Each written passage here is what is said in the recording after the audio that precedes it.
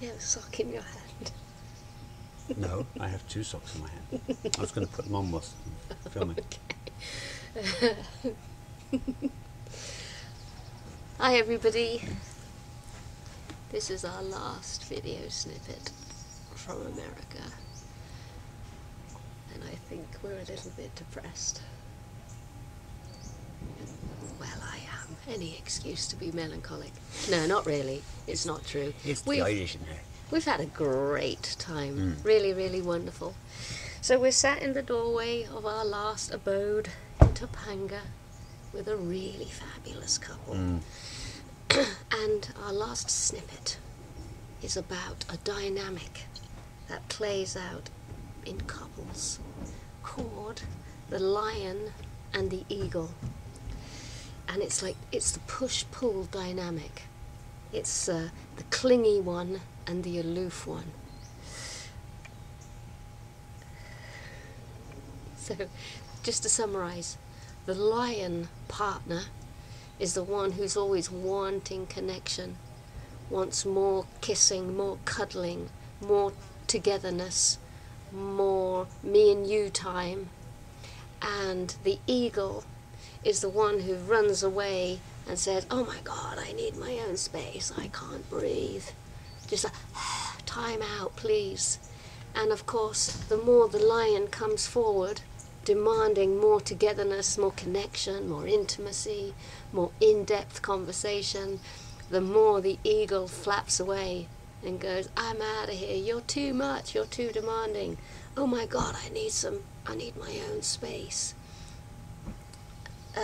I used to be the eagle quite often, and I kind of see myself being the lion with Pete, and it's a bit weird because I've never been a lion before, but it's good to know both flavours.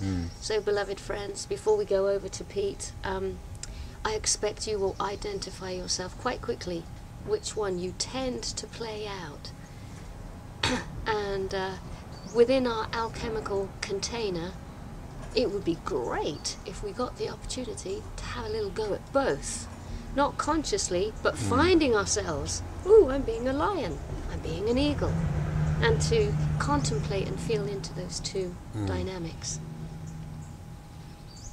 Funny, Anaiya saying she feels herself to be more the lion, because I felt in the I've been the lion in this description, and very subtly still am a lot, I feel.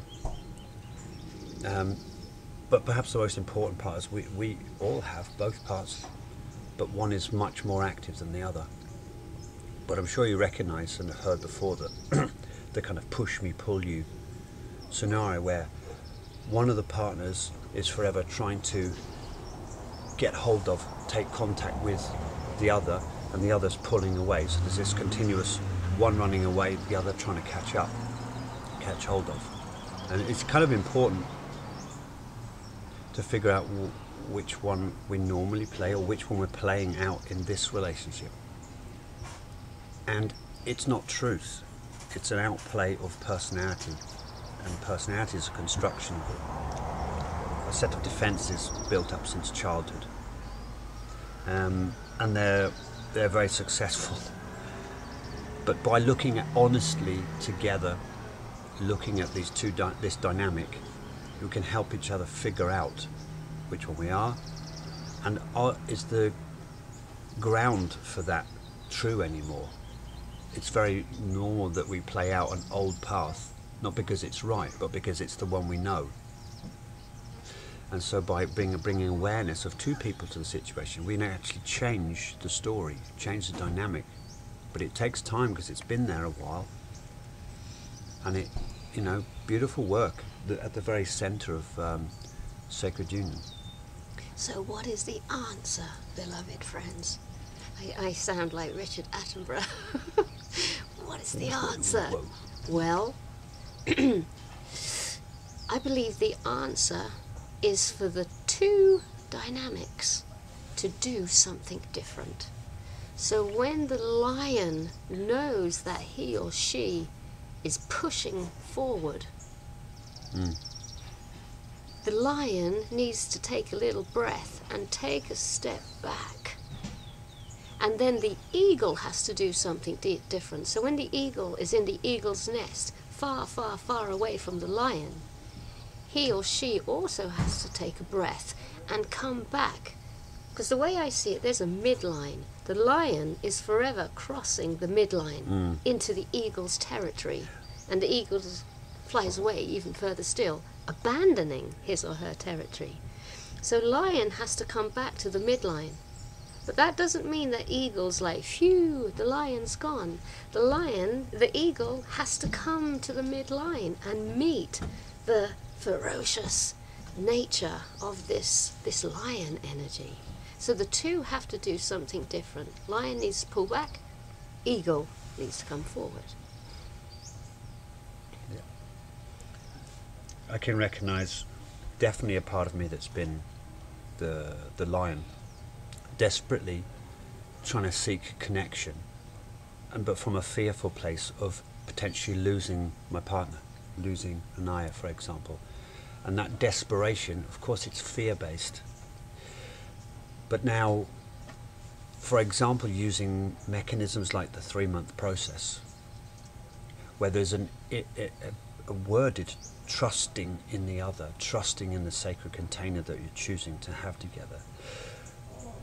In me, it certainly has the effect of, I don't need to have that fear, not just because we have an agreement, because we are displaying a belief in the union.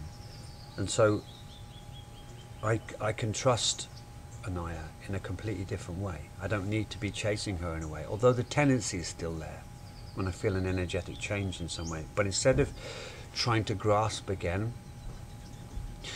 is to take a breath and kind of see that it's a fear in me that's operative, and just pull back a touch. And I felt that what actually happens sometimes, then Anaiya naturally comes closer to me.